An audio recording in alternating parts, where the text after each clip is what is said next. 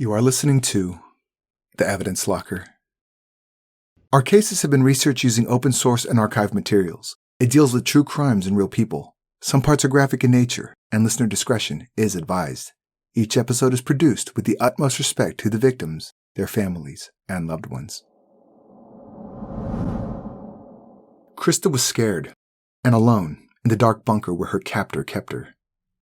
She was surrounded by thick concrete walls in her windowless cell, and he told her that if she screamed, no one would hear her.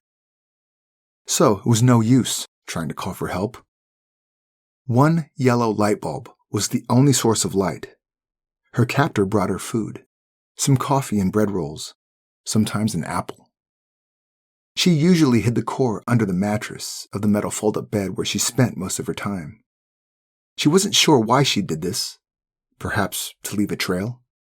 Something to show that she had been there. Was he going to kill her? It was all hard to say.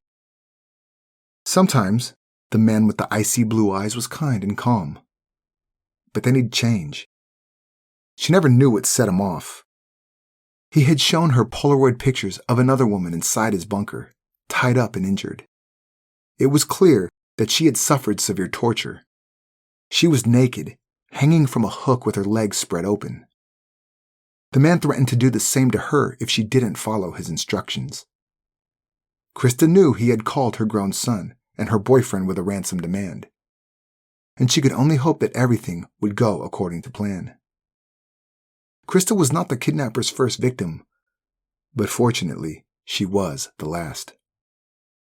When he was unmasked, the city of Hamburg was shocked to learn that a clean-shaven, jovial family man was in actual fact a sadistic monster.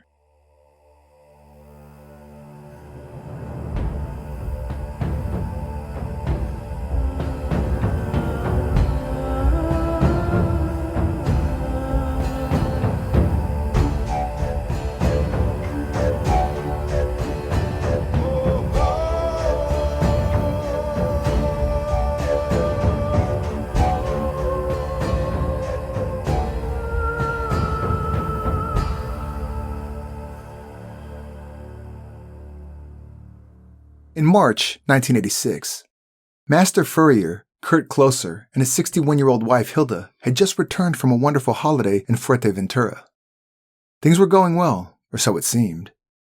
However, when Kurt returned home from his shop on Wednesday evening, the 12th of March, he was dumbfounded to learn that Hilda had left him. She had taken items adding up to a total of 40,000 marks with her, jewelry, and 20,000 Deutschmark in cash. On the dining room table was a strange note from his wife. It said, "I'm tired of working. I don't want to work anymore. Want to live my life." It became clear to me while we were away. Kurt's whole world collapsed in that moment. Nothing about Hilda's actions made any sense to him. How could his wife of 32 years simply up and leave him? And to write a note like that. Hilda had always been good at keeping in touch with her husband. She would let him know if she had any plans and always called if she was running late. It was a slap in the face that she did not even discuss ending their marriage with him. Kurt had no inkling that she was unhappy or that she wanted out. Yet there it was, in black and white. Hilda had had enough. A week later, Kurt received a letter from his wife urging him not to go looking for her.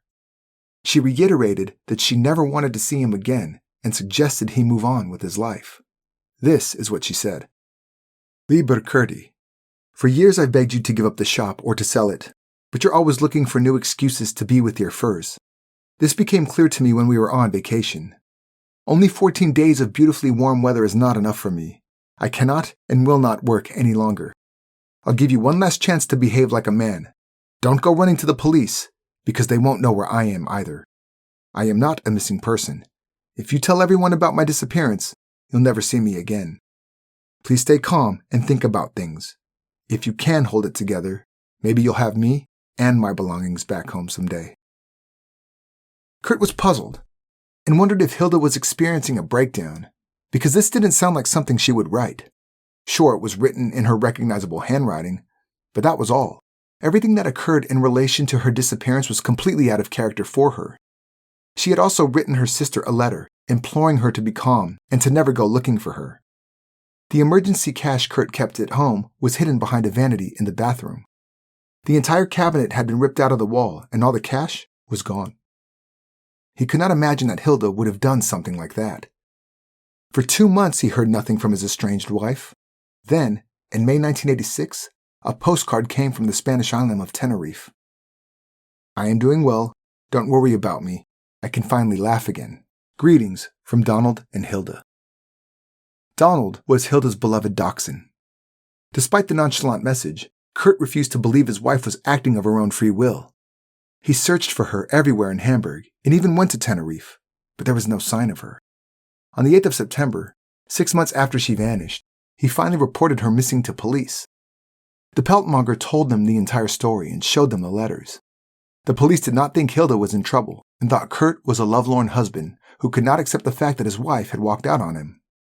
Over time, Kurt had no other choice but to make peace with the fact that he was never going to see Hilda again. She did not want to be found. Heartbroken, confused, and alone, he struggled to cope without his wife. He gave up his first shop because he could not keep up the pace. He suffered from ill health, and a heart condition eventually landed him in hospital, where he met Christa, a hospital administration worker. Kurt and Christa were friends at first, but over time their friendship developed into a relationship. By 1991, they were serious about each other, but chose not to live together as Christa's grown son still lived with her. On the morning of September 6th, 53-year-old Christa did not show up for work. She called in sick, but this was very unusual for her. Soon, the reason for her absence would be explained. First, her son received a ransom call from a man who claimed to be a lawyer who represented the person who had taken Christa. The kidnapper demanded 300,000 marks in return for Christa's safe release. The kidnapper also called Kurt with the same demand. Kurt thought he recognized the voice on the other end of the line, but did not know from where. It sounded like a raspy woman's voice, perhaps a smoker. Negotiations continued with Kurt, who by this time had called the police. They tapped his phone, hoping to find some evidence during the conversations to help in identifying the kidnapper. The person had the habit of saying, okay, a lot. Kurt became more and more convinced that he knew the person, but struggled to place them. Naturally, the high stress of the situation awakened Kurt's demons, being that 5 years before, his wife Hilda disappeared. And the purported go-between lawyer knew about this. She stoked the fires of Kurt's burning heart when she said she also represented Hilda, and that she was ready to finalize their divorce. Who was this person, and how did she know Hilda? Kurt was baffled.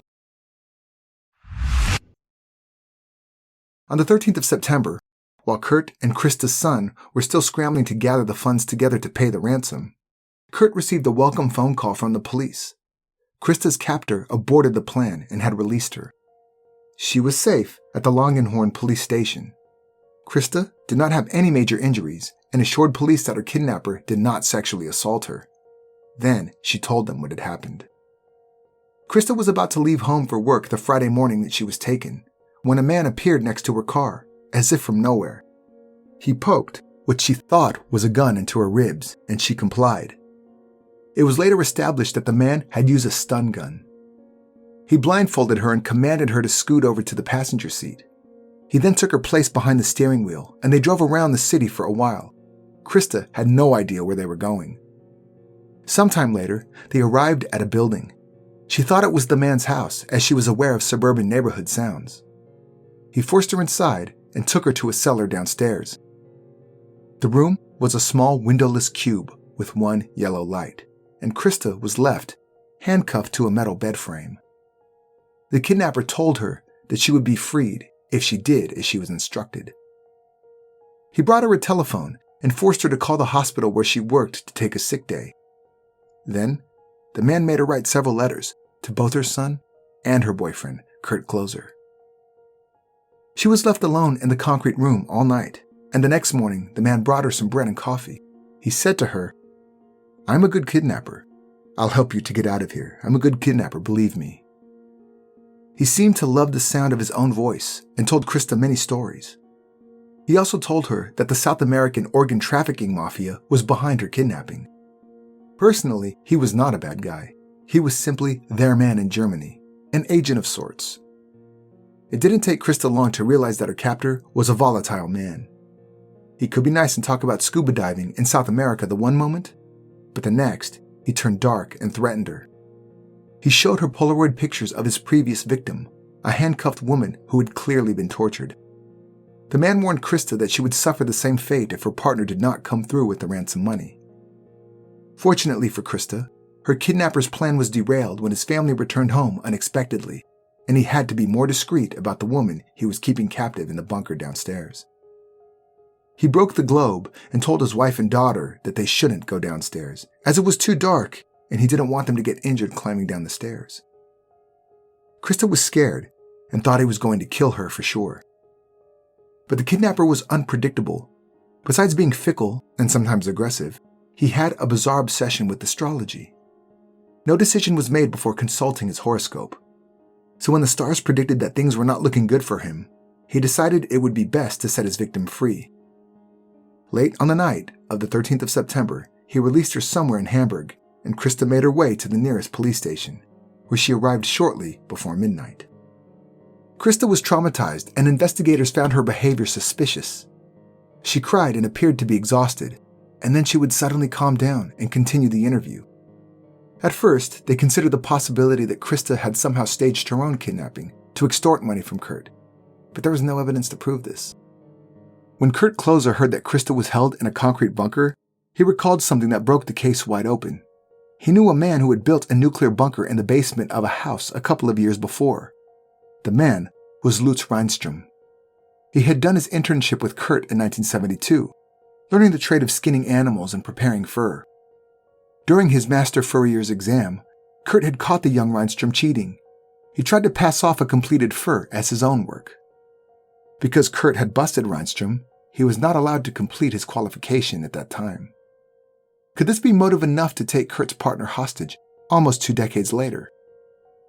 Fortunately for police, Reinstrom's address was listed in the phone book. They established that he was married and had a 12-year-old daughter.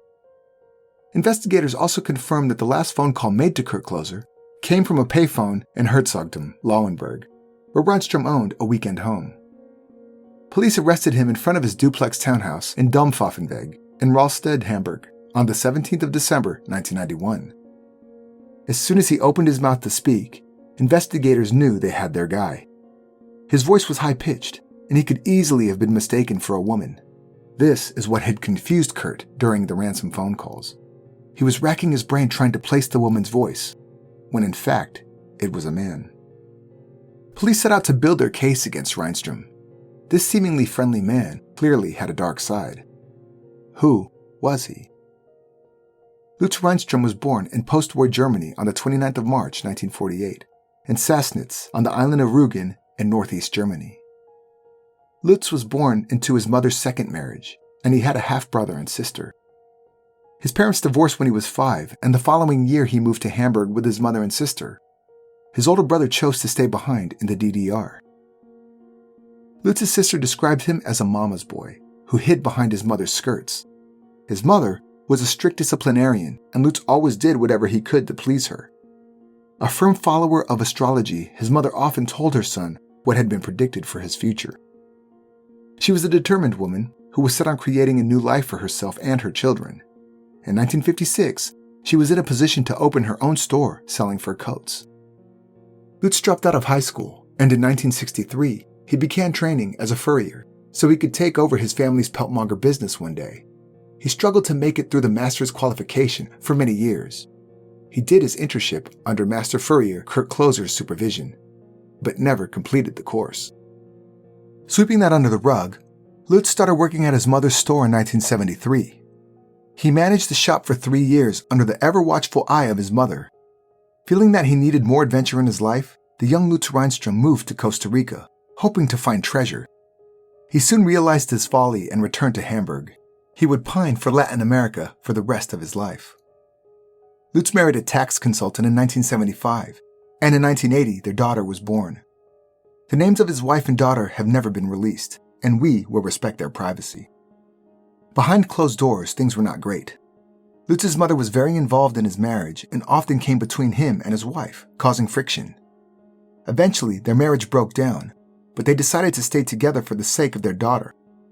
For all intents and purposes, they were no more than co-parents who lived in the same house. He always seemed to have a bee in his bonnet about something or another, so when he began renovations in the basement of their townhouse in 1983, no one thought it was strange. The 35-year-old Lutz poured all of his love and energy into the construction of a nuclear bunker.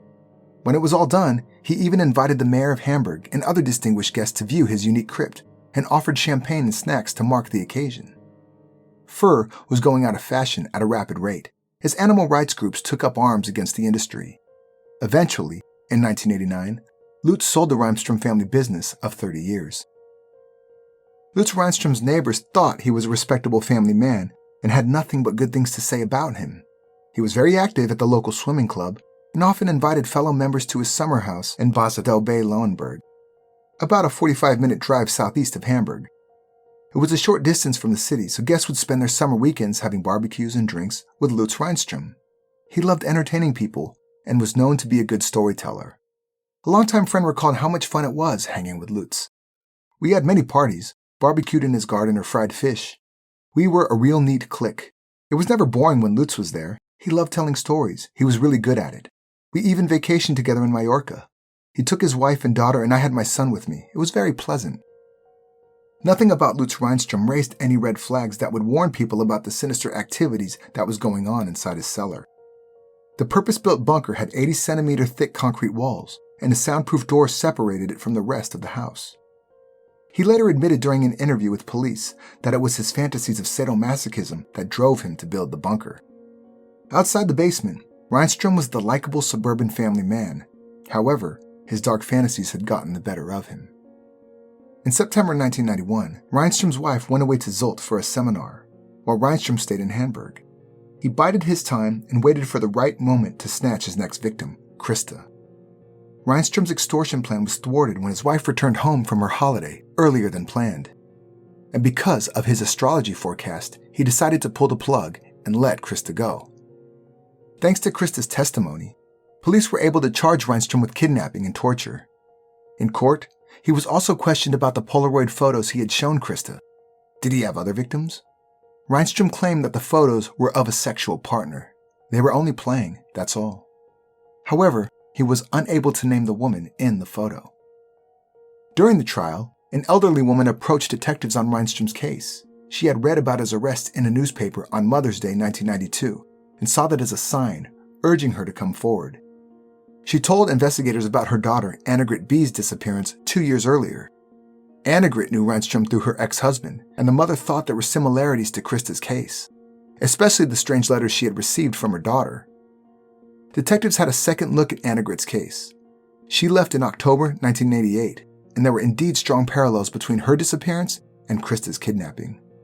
However, court proceedings were about to be wrapped up, and Reinstrom was not handed any additional charges at this point. The 43-year-old husband and father received a 3-year prison sentence for extortion and robbery. Detective Atzeroth Freyer had promised Annegret's mother that she would find out what had happened to her daughter and if Reinstrom had anything to do with it. She set out to question Annegret's friends and acquaintances and realized there was more to the story than she initially thought. Not only was Annegret's strange disappearance similar to Christa's kidnapping, but it also bore all the same hallmarks as the disappearance of Hilda Kloser. Hilda had left suddenly without any forewarning. She left a note about being tired and unhappy and urged him to forget about her. Even though Kurt Kloser didn't believe it, he had to accept the fact that she was never coming back. Then, 2.5 years after Hilda left Kurt, on October 6, 1988, 31-year-old Annegret's cleaner found a curious note in her apartment and called Annegret's mother. The note said, "Doesn't matter what you do, I'm moving out. I wish you well." It made no sense. Her daughter had no reason to leave. Annegret had a boyfriend, Thomas, and they had purchased a house together a short time before. Why would she leave in this way? She had taken some of her clothing and other belongings. Interestingly, she hadn't packed any underwear, which her mother found strange. Annegret also left her favorite plush toy behind. Her mother's instinct told her that Annegret did not pack her own belongings. Her car, a white Volkswagen Golf, was also gone. Within a week, her mother received a handwritten letter from Annegret, claiming that she had found someone to replace Thomas in her life. Her new beau allegedly lived in Switzerland and had a beautiful home in the mountains. It was so strange seeing as Annegret had been pressuring Thomas to start a family. She was eager to live with him and have his children. Why would she change her mind so suddenly? Annegret had also cleared her bank account of 16,000 marks and took 6,000 marks from a joint account she held with Thomas. Thomas was furious and only wanted to find her so he could get his money back. He reported the theft to police, but they could not help him. Annegret had the legal right to withdraw the money from her and Thomas's joint account. When her mother asked Thomas to help her find her daughter, he wasn't interested. Annegret did not have the decency to break up with him in person and took off with their savings. He never wanted to see her again. Annegret's mother was firm in her belief that her daughter was in danger and reported her disappearance to police. Although Annegret had sent letters and postcards from abroad, her mother knew Annegret wouldn't just walk out on her life. Police read some of the letters and concluded that Annegret was an adult, and if she wanted to start a new life with a new boyfriend in a new country, it was her prerogative to do so. Annegret's mother was not appeased, however, and contacted all of Annegret's friends. No one had seen her, but her mother was not about to give up. She recalled her daughter was friendly with a man named Lutz Reinstrom, whom she had met at a swimming club through her ex-husband. He even served as a witness at their wedding. Her mother wondered if he had any information. She paid him a visit at his shop, and he was open and friendly. He claimed he had not seen Annegret in ages and wished her mother well in her search. That was 2.5 years before Christa vanished. There was no denying it. The likelihood that Reinstrom took both Hilda and Annegret was high. Investigators took a step back and looked at all three cases together: Christa's kidnapping and Annegret and Hilda's disappearances. Both Hilda and Annegret left unfinished business behind. Hilda had bought some flowers for her neighbor to thank her for looking after their place while they were in Fuerteventura, but she never dropped them off. Annegret had called a doctor for a medicine script, but never collected it. The investigators' first port of call was to analyze the letters the women had written to their loved ones. Understanding that the letters were most likely written under duress, investigators had found a new perspective on the case. Firstly, the letters were void of empathy and feeling. It offered no apologies for their sudden departures, only explanations. Hilda and Annegret said that they had met someone and were living abroad. Hilda said she did not want to be classified as a missing person. Annegret said she would be embarrassed to be detained at the border in front of people she knew and asked her mother not to report her missing.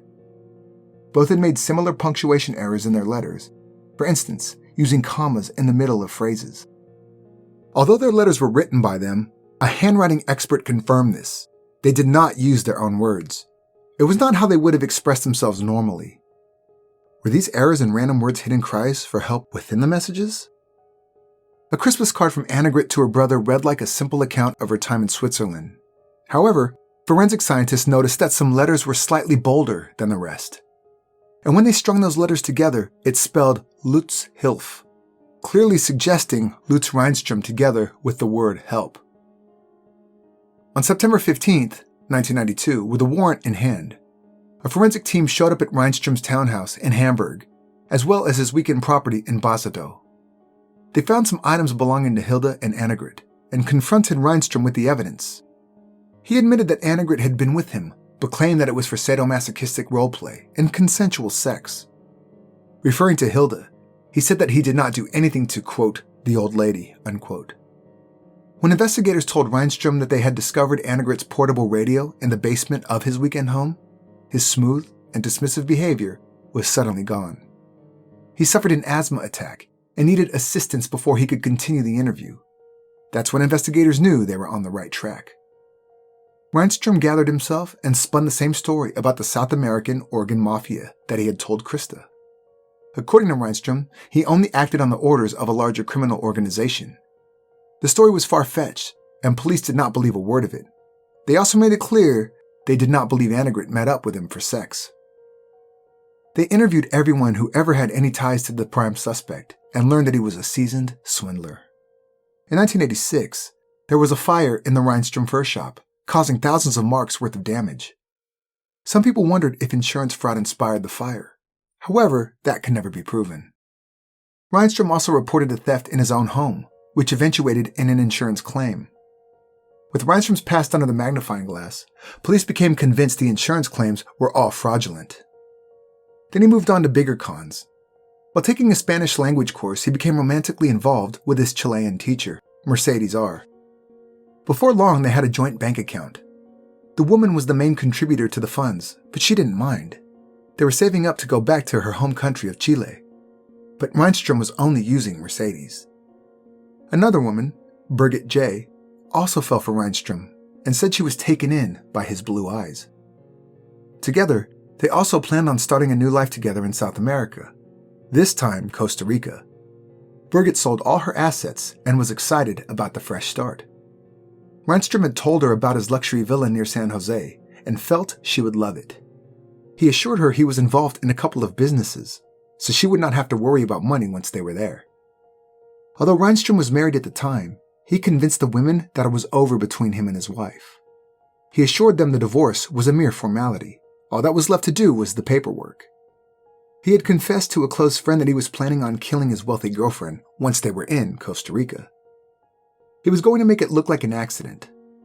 Police confronted him about the story, and he said he was only joking with his friend. At the time, police warned Birgit, but she didn't believe them and stood by Reinstrom. Fortunately, that never came to pass. But he didn't only target women. Reinstrom's 66-year-old neighbor Hans, who spoke English well, went to his house to help with a translation. Once Hans was inside Reinstrom's house, his host took him on a tour and showed off his bunker. Reinstrom knocked him out and handcuffed him to a pipe. He made his neighbor record a voice message, asking his wife to pay 160,000 marks for his release. Hans said there was no way his wife would be able to gather that amount of money. Also, that she had a heart condition, and he did not think she'd survive the stress of the situation. Reinstrom went to an astrologer to ask what he should do next. When he returned, he apologized to Hans and let him go. Hans never reported the incident because he was only too happy to be free. Because Reinstrom sobbed uncontrollably when he apologized, Hans thought he must have had some kind of mental break. He saw the feeble-voiced man as someone who had acted out of desperation and did not consider him to be dangerous. If only he knew how lucky he was to have escaped. Investigators needed to gain a better understanding of the man they had in custody. They went to a prominent Hamburg astrologer, Dr. Jean-Paul Zamora. He was Lutz Reinstrom's go-to astrologer for years, and he shared his impression of the furrier with police. One doesn't forget something like that. I can still see him in his white shirt, standing in front of his store, always smiling, always neat. Honestly, a very friendly, engaging person. But one could see the devil in his eyes. Those cold, bright blue piercing eyes. It cuts right through you. This betrayed him. And then he had this comical voice, so shrill and high-pitched. And when asked about their fortune-telling sessions, Jean-Paul said, the stars were always bad for him. The tower, the devil, and the hangman were his constant companions. I warned him enough.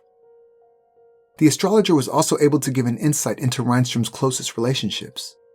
His one true love was money. Other than that, he loved his daughter more than anything, and hated his wife more than anything. He only had bad things to say about his wife, and even said that it would be best if he killed her. His mother was the sovereign. She had immense power in his life. He was scared of her. Jean-Paul also claimed that he suffered terrible visions of the devil and Reinstrom. It caused him great anxiety, so much so that he refused to consult with Reinstrom any longer. He eventually agreed to be an anonymous witness for the prosecution. Police searched Reinstrom's bunker yet again and discovered tapes found in a locker hidden inside the wall. The contents were disturbing. A frail female voice, presumably Annegret's, relays her ordeal. Now I've been brutally gagged. I'm terrified, but he doesn't seem to care. I beg, plead, and pray. Still, there's no escape. I am his captive, completely at his mercy. Long silences fall in between her helpless statements. Every time her voice seems softer and weaker. She talks about her torture, how he hit her with a belt. Then, the last words. I'm scared of what else he'll do in his state of mind. This audio diary was very unsettling. It was clear that the victim was forced to speak because some phrases did not make sense. She would thank him for showing her a whole new world of lust. Reinstrom must have made the recordings so he could listen to it later, reliving the pain he inflicted on his helpless victim. Police also found items among Reinstrom's belongings that obviously did not belong to him. A watch engraved with the name Deborah, and ring engraved Wilma. A small wedding ring engraved with KK was identified by Kurt Kloser to have belonged to his wife Hilda. By this time, investigators were sure that Reinstrom had killed Hilda and Annegret. But what did he do with their bodies? Cadaver dogs could not find any signs of human remains on either of Reinstrom's residential properties, and police had to regroup once more. Was there a chance they could still be alive and be held captive somewhere? Annegret's white VW Golf disappeared along with her. Police eventually found it and learned that it had changed owners several times since Annegret vanished. They traced each sale, interviewed every previous owner until they reached the end of the line. The person said that he had purchased the vehicle from a fur store in Hamburg-Wandsbek.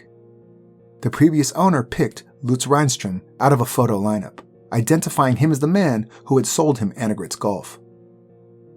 On September 21, 1992, Reinstrom was charged with the murder of Annegret B. This was the first time in Hamburg's history that a suspect was charged before police had found the body of a victim. Another search of Reinstrom's townhouse in Dompfaffenweg on November 21st revealed 5 canisters of hydrochloric acid. Again, investigators went to prison to talk to Reinstrom. He did not seem surprised or scared, and plainly told investigators he had brought the acid to clean a brick wall at his house. But the proverbial walls were closing in on Reinstrom. His neighbors in Bozodo told investigators that he had dug a pit at his weekend home in the late 80s, after Annegret's disappearance. He subsequently poured concrete over the spot and used it as a compost heap. Police went to Reinstrom's second home on December 1, 1992, to excavate the backyard. They concentrated on the area beneath the compost and discovered a sealed barrel. Inside, they found Annegret's remains. Confronted with the evidence, Lutz Reinstrom admitted that he had killed both Annegret and Hilda. Hilda's remains are found on the 4th of December in an acid-filled barrel buried in the backyard of Reinstrom's Hamburg property. When police asked Reinstrom about the circumstances of the murders, he told the story of the South American organ mafia yet again. He claimed they killed women to obtain transplant material. He took Hilda on their orders and seized the opportunity when she came to him with her injured dog. And when he marched her into his bunker, she fell down the stairs and broke her neck. Her death was an accident. He panicked and dismembered her body, along with her dogs, placing their limbs in a barrel before covering it with acid, sealing it, and burying it in his backyard. As for Annegret, Reinstrom maintained that she had visited him for consensual sex. Her death, he claimed, was an accident too. Reinstrom maintained that she had visited him for consensual sex. Her death, he claimed, was an accident too. According to Reinstrom, during consensual oral sex, she bit his penis and he pushed her away. She fell backwards and injured herself. He locked her in a sauna where he later discovered she was no longer alive. He disposed of her body in the same way as Hilda's and took the barrel to his weekend home where he buried it. Police asked Reinstrom to explain the letters that were posted after her disappearance. If she had died because of an accident, how could she have written those letters? He could not explain. The trial of Lutz Reinstrom began in Hamburg in January 1995. The grim case of the acid killer was sensational, and the trial was an absolute media frenzy. Reinstrom was charged with the murders of Hildegard Kloser and Annegret B., and he pleaded not guilty. On the advice of his lawyers, Reinstrom did not take the stand in his own defense and opted to remain silent. His statement of the 2 alleged accidental deaths were relayed to the court. The jury asked if a medical expert could examine Reinstrom's penis for scars from the alleged bite. The court practitioner concluded that there was no evidence that Reinstrom had ever suffered a bite injury on his penis. This brought the defendant's credibility into question. In the end, once all Reinstrom's fabrications were stripped away, the horrific truth of events that took place between 1986 and 1991 were revealed. Reinstrom was not the good-humored family man he pretended to be. He was a calculating predator who built a bunker in preparation for his heinous acts. 3 years after its completion, he abducted Hilda Kloser from her home and kept her captive. He forced her to write her husband, saying she wanted to break off all contact with him. Reinstrom held Hilda hostage for a week before he killed and dismembered her. Reinstrom took Annegret from her home and kept her prisoner in his dungeon. He tortured Annegret, sexually abused her, took photos, and recorded his sessions with her. After 4 weeks, he ended her life. As he did with Hildegard, he dismembered her and placed her remains in an acid-filled barrel. Presumably, Annegret was still alive inside his bunker at the time her mother came looking for her at Reinstrom's store. The jury concluded that the motive for Hilda's murder was greed and revenge, and that no sexual abuse occurred. He harbored resentment towards his former teacher, Kurt Kloser, and by taking his wife and his money, he avenged his younger self. Reinstrom killed her and disposed of her remains to conceal the fact that he had stolen her jewelry and cash. In Annegret's case, however, the jury believed that the motive was greed and lust. First, he took her money. Then, he sexually assaulted her and tortured her, which eventuated in her death. Ultimately, the killer did not only have a double life in Hamburg, but he also kept a foot in South America. He was driven to start a new life there with all the money he stole from his victims. On May 22, 1996, Lutz Reinstrom was found guilty on both counts of murder, attempted robbery, deprivation of liberty, and extortion. He was given the maximum penalty of life in prison, followed by preventative detention. This means that once he has served his sentence, he will be kept in the prison system until such a time that he is no longer deemed a danger to society. In Germany, these cases are typically reviewed every 2 years. Today, he is serving his sentence in a high-security Hamburg prison, commonly referred to as Santa Fu. It is unlikely that he will ever see life outside of prison walls again. He has never shown any remorse, and prison psychiatrists report that he still claims Hilda's death was an accident, and Annegret was a kink encounter gone wrong. He disposed of both bodies because he panicked and did not want to tarnish his family's reputation. Many missing persons cases were re-examined to determine if Reinstrom was responsible for more murders. However, he could not be conclusively linked to any other cases. They had circumstantial evidence placing Reinstrom at the location of a disappearance, but they did not have enough to charge him in no less than 5 additional cases. There is no way we'll ever know exactly how many women fell victim to the peltmonger of Hamburg. People who lived in Germany at the time will forever be haunted by events that took place at Dampfwaffenweg, and still feel chills down their spines when they hear the diabolical name of the acid killer, Lutz Reinstrom. If you'd like to read more about this case, have a look at the resources used for this episode in the show notes. Also visit and like our Facebook page at facebook.com/evidencelockerpodcast to see more about today's case. If you like our podcast, please subscribe on Apple Podcast or wherever you are listening right now. This was The Evidence Locker. Thank you for listening.